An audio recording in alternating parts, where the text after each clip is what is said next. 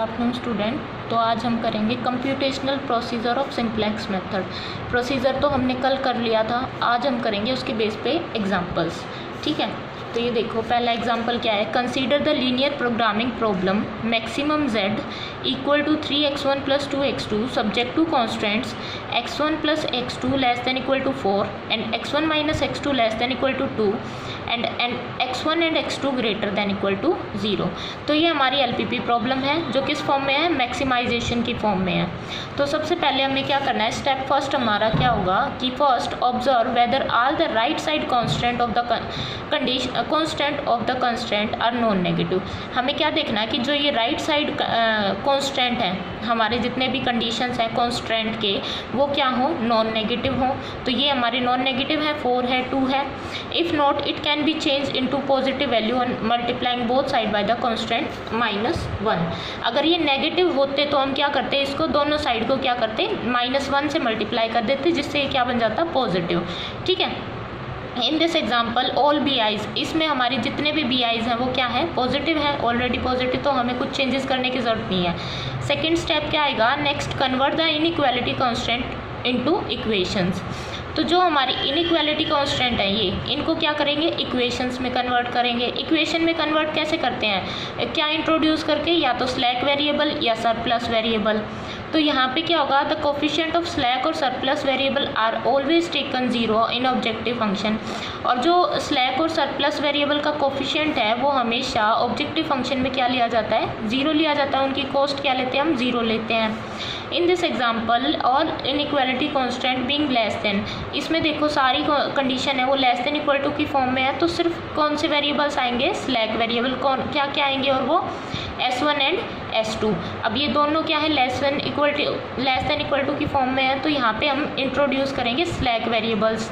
कौन कौन से, S1 और S2। और हमें पता है कि इनकी जो कॉस्ट होती है, इनका जो कोफिशिएंट होता है वो ऑब्जेक्टिव फंक्शन में क्या आएगा, 0।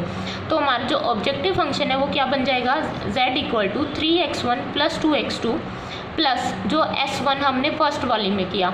ठीक है, S1 का कोफिशिएंट 0, S1 प्लस S2 जो हमने सेकंड वाली इक्वेशन में किया, उसका कोफिशिएंट भी क्या, 0।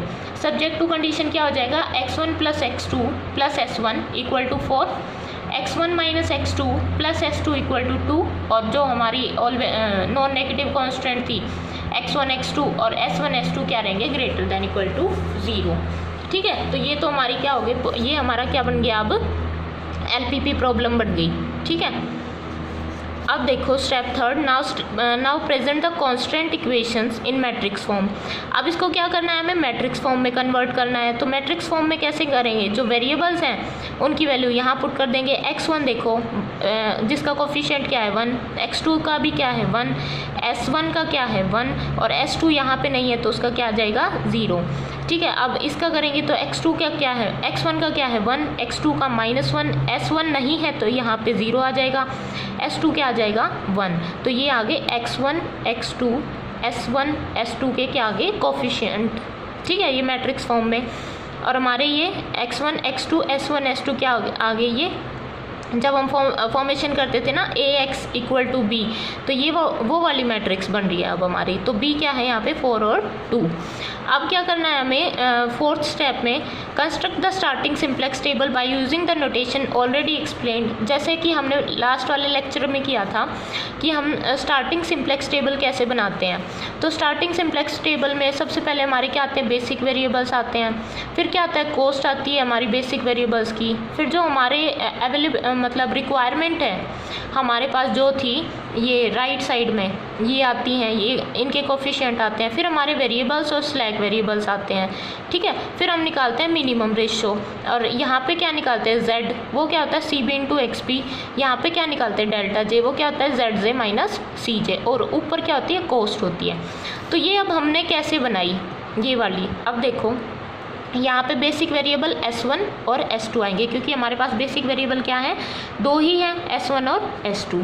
इनकी कॉस्ट क्या है, हमारे ऑब्जेक्टिव फंक्शन में देखो इनकी कॉस्ट क्या है, 0 0, तो 0 0 कॉस्ट हमने यहाँ पे लिख दी। ठीक है, ये 0 0 कॉस्ट हो गई। उसके बाद देखो हमारे पास जो XB है वो क्या है, 4 और 2, तो ये 4 2 आ गया। x1 की जो है हमारे उनके क्या क्या कोफिशिएंट है, 1 और 1 1 1। x2 की क्या है 1 -1 s, और ये क्या बन जाएगी आइडेंटिटी मैट्रिक्स हमारी कौन से वाले की, इन बेसिक वेरिएबल्स की 1 0 0 1। ठीक है, ये वैल्यू हमने लिख दी। अब ऊपर क्या आता है हमारी कॉस्ट आती है किसकी, जो हमारे ऑब्जेक्टिव फंक्शन है उनकी। ठीक है, तो ऑब्जेक्टिव फंक्शन में x1 की कॉस्ट क्या है 3, x2 की क्या है 2, और s1 की क्या रहेगी 0, और s2 की भी क्या रहेगी 0। इनकी हम 0 इसलिए लेते हैं ताकि हमारे जो सॉल्यूशन आएगा उसको डिस्टर्ब ना करें। ठीक है, अब देखो उसके बाद हम क्या करते हैं, सीधा डेल्टा जे निकालते हैं। हमें पता है कि जब हम फर्स्ट आइट्रेशन में जब फर्स्ट टाइम हम डेल्टा जे निकालते हैं तो वो हमारे सारे नेगेटिव आएंगे। क्यों आएंगे, क्योंकि अब यहाँ पे देखो कॉस्ट क्या है 0। अब जेड निकाल लिया हमने C B X B, C B into X B 0 into 4 0, 0 into plus 0 into 2 0, तो ये जेड की वैल्यू क्या आएगी इक्वल टू 0। ठीक है, अब यहाँ से x1 का देखो 0 इंटू 1 क्या हो गया 0, 0 इंटू 1 ये निकालते हैं। देखो यहाँ पे देखो ना प्रोसीड। अब हम डेल्टा 1 निकालेंगे, डेल्टा 1 ये वाली वैल्यू है सी बी एक्स वन कैसे निकलेगा 0 इंटू 1 प्लस 0 इंटू 1, तो 0 इंटू 1 0 इंटू 1 ये लिख दिया हमने, माइनस सी जे, तो फर्स्ट x1 की कॉस्ट क्या है 3, तो क्या आया हमारा डेल्टा 1 -3। इसी तरीके से डेल्टा 2 क्या आएगा 0 इंटू 1 प्लस 0 इंटू -1 -2, तो क्या आ जाएगा -2। डेल्टा 3 क्या आ जाएगा C B X 3 minus C3, C B X 3 क्या बनेगा 0 इंटू 1 0 प्लस 0 इंटू 0 और -0, तो ये तो 0 रहेंगे। तो क्या आया हमारे पास डेल्टा 1 -3, डेल्टा 2 -2 और डेल्टा 3 0 एंड डेल्टा 4 0। तो ये तो हमारी बन गई फर्स्ट मैट्रिक्स। अब इसके बाद क्या करना है,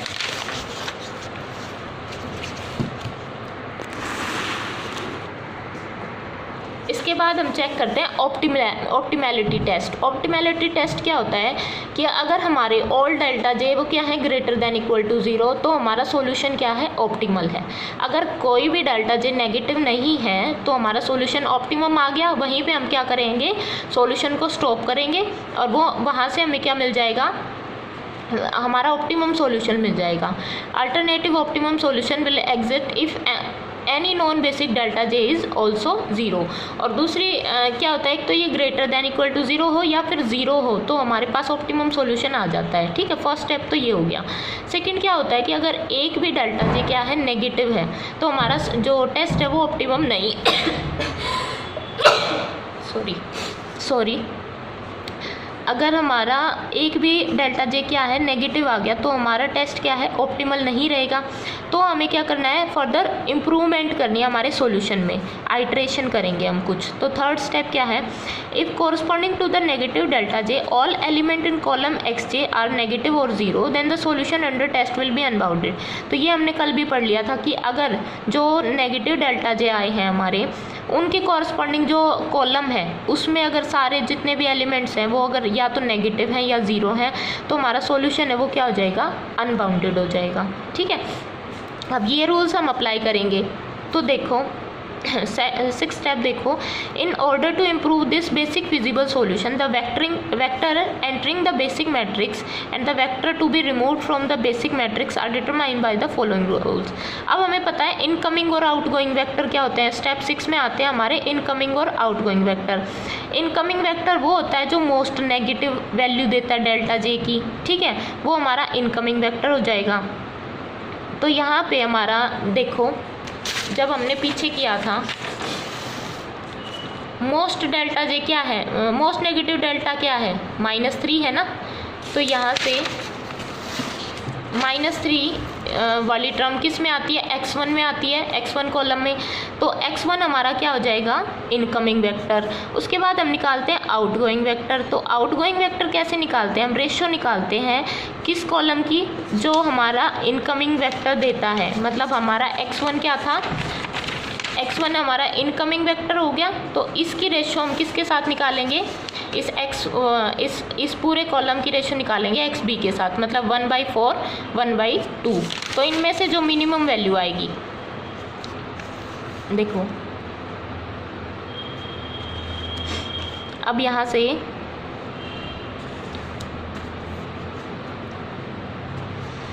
outgoing vector beta r is selected corresponding to the minimum ratio of element xb by corresponding positive element of predetermined vector incoming vector xk। तो xb का xk के साथ क्या लेते हैं, रेशो, उसको हम मिनिमम रेशो रूल भी बोलते हैं। तो mathematically this rule can be written as xbr by xrk minimum i xbr by xi के ग्रेटर देन 0 रहेगा।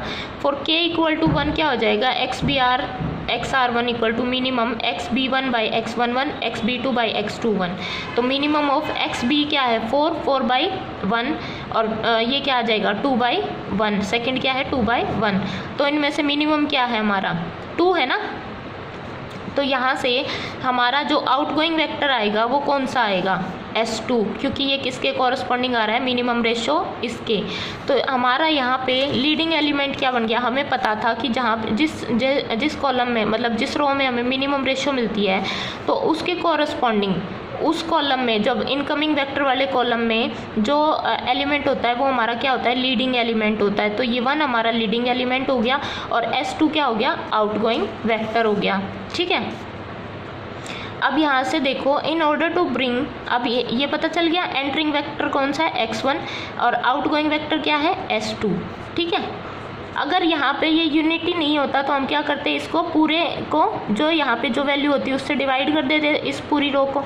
अब हमें करना होता है कि जो इससे ऊपर या नीचे वाले जो एलिमेंट्स हैं उनको 0 बनाना होता है। ठीक है, in order to bring beta 2 0 and 1 in place of incoming vector x1 1 1। अब हमें ये 0 और 1 बनाना है किसकी प्लेस पे, 1 1 की प्लेस पे। तो हम क्या करेंगे, unity must occupied in the marked, unity हमने कर दिया था, ये लीडिंग एलिमेंट हो गया हमारा, and 0 at the other places, और अदर प्लेसेस पे 0 बनाना है। ठीक है, तो वो कैसे बना देंगे हम, इस वाली रो को इसमें से सब्ट्रैक्ट कर देंगे, तो 1 - 1 करेंगे तो क्या हो जाएगा 0। ठीक है, तो जो हमारी ये वाली रो है इसको अब ऊपर वाली रो में से क्या करेंगे, सब्ट्रैक्ट करेंगे। वो कैसे किया, अब हमने देखो यहाँ पे क्या बच गया अब हमारे पास XB ये हमने वो वाली आइट्रेशन करनी है। अब हमारे पास हमने सिर्फ वही वाली मैट्रिक्स ली जिसमें आइट्रेशन करनी है। XB ले ली 4 2, x1 क्या है 1 1, x2 क्या है 1 - 1, x3 क्या है 1 0, x4 क्या है 0 1। अब डेल्टा 3 की वैल्यू -3 थी, डेल्टा 1 की और डेल्टा 2 की -2 थी, ये 0 0 थी। अब हमें आइट्रेशन क्या करनी है कि ये जो रो फर्स्ट है इसमें से क्या करना है, रो सेकंड को माइनस करना है। क्यों, क्योंकि इसे हमें बनाना है 0। तो 1 - 1 करेंगे तो 0 आ जाएगा। ठीक है, अब देखो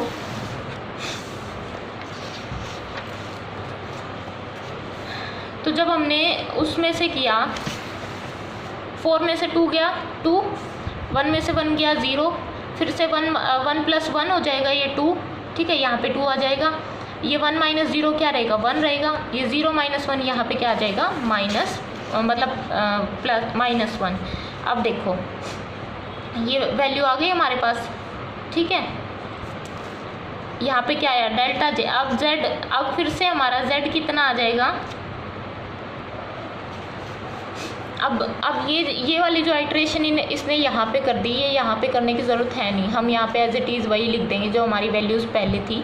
तो अब देखो हमारी बेसिक वेरिएबल की वैल्यू मतलब जो हमारी बेसिक सिंप्लेक्स मेथड जो टेबल बनेगी वो कैसे बनेगी। अब बेसिक वेरिएबल कौन कौन से हो गई, S1 और X1, क्योंकि X1 हमारा यहाँ पे आ गया, S2 हमारा आउटगोइंग हो गया, निकल गया हमारा यहाँ से, और ये कॉस्ट क्या क्या बन जाएगी, अब S1 की तो वही 0 थी, यहाँ पे किसकी आ जाएगी X1 की, वो क्या आएगी 3। और अब XB कितने बन गए हमारे 2 और 2 और मैट्रिक्स ये वाली जो मैट्रिक्स आई यहाँ पे हम ये वाली यहाँ लिख देंगे। अब देखो अब Z की वैल्यू क्या आएगी, 0 × 2 0 + 3 × 2 6, तो Z की वैल्यू कितनी आ गई 6। अब फिर से डेल्टा J निकालेंगे, डेल्टा J देखो अब कैसे निकला, 0 × 0 0 + 3 × 1 3 3 - 3 0, तो फर्स्ट 0 आ गया। अब ये क्या आएगा 0 × 2 0 3 × -1 -3 -3 - 2 कितना हो गया -5। नेक्स्ट क्या आ जाएगा 0 इसी तरीके से, और नेक्स्ट क्या आ जाएगा 3।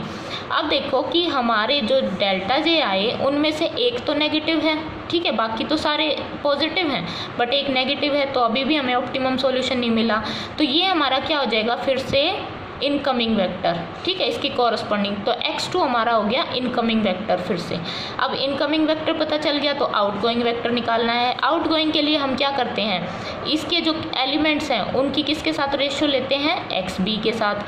तो 2/2 क्या रहेगा, 1, ठीक है, और 2/-1 नेगेटिव आ जाएगा, तो नेगेटिव को तो हम काउंट ही नहीं करते, उसको तो नेगलेक्ट कर देते हैं। तो यहाँ पे मिनिमम रेशियो क्या आई, 1। तो ये जो 2 है ये हमारा क्या हो जाएगा, फिर से लीडिंग एलिमेंट, और x2 क्या हो जाएगा, हमारा इनकमिंग वेक्टर तो था ही, ठीक है, और इसके कॉरस्पॉन्डिंग, इस लीडिंग एलिमेंट के कॉरस्पॉन्डिंग क्या है, s1। तो s1 क्या हो जाएगा, हमारा आउटगोइंग वेक्टर। तो अब हमें पता चल गया कि आउटगोइंग वेक्टर कौन सा है और इनकमिंग वेक्टर कौन सा है। तो इससे हमें अब देखो कौन सी फिर से क्या मिला।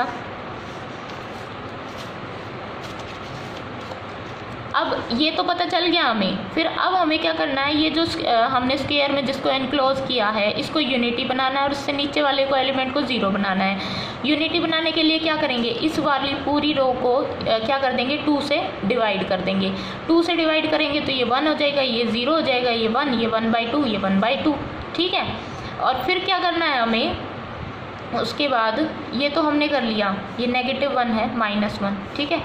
फिर उसके बाद हमें इसको 0 बनाना है। अब ये 1 हो गया, ये -1 था ऑलरेडी, तो क्या करेंगे, ऐड कर देंगे, ठीक है।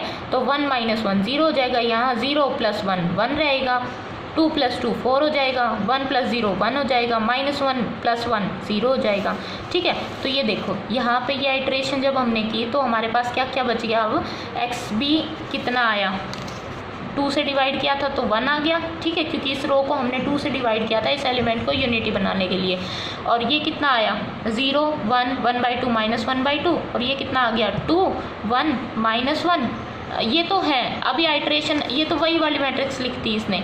फिर आइट्रेशन जब हमने लगाई तो 1 0 1/2 1/2। अब क्या किया, ये मैट्रिक्स हमें मिल गई, इसको हमने फिर से यहाँ लिख दिया। अब हमारा इनकमिंग वेक्टर x2 हो गया, x1 हो गया, इनकी कॉस्ट क्या क्या थी, 2 और 3 ये लिख रखी। xb हमारा क्या क्या बन गया, यहाँ पे xb की वैल्यू देखो ये बनी,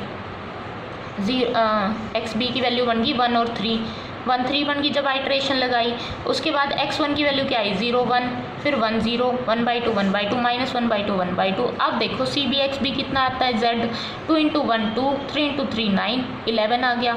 डेल्टा जे क्या आएगा, 2 × 0 2, 3 × 1 3 -3 0, फिर से 2 × 1 2, 2 - 2 0, तो ये क्या आ जाएगा 1, और ये क्या आएगा 3/2, ऐड करेंगे तो 5/2। मतलब सारे डेल्टा जे क्या आ गया, अब हमारे पॉजिटिव आ गए। मतलब कि अब हमें क्या मिल गया, ऑप्टिमम सॉल्यूशन। अब ऑप्टिमम सॉल्यूशन मिल गया तो यहाँ पे x1 x2 की वैल्यू क्या आई, देखो x1 की वैल्यू कितनी आई, यहाँ पे x1 की वैल्यू ये जो इसके कॉरस्पॉन्डिंग आई xb के, ठीक है, वो ऑप्टिमम है हमारी। x1 की वैल्यू आई 3, x2 की वैल्यू आई 1, और जो s1 है वो हमारा ऑलवेज हम 0 लेके चलते हैं, ठीक है, 0 0, और z कितना आया यहाँ पे, मैक्सिमम z 11। तो ये हमारा क्या आ गया, ऑप्टिमम सॉल्यूशन, ठीक है। तो ये था आपका फर्स्ट एग्जांपल सिंप्लेक्स के बेस पे। ये इसने पूरी फिर टेबल एक साथ बना के दिखा दी जो भी हमने की है। बाद में हमें ऐसे सॉल्यूशन देना होता है पूरी टेबल बना के।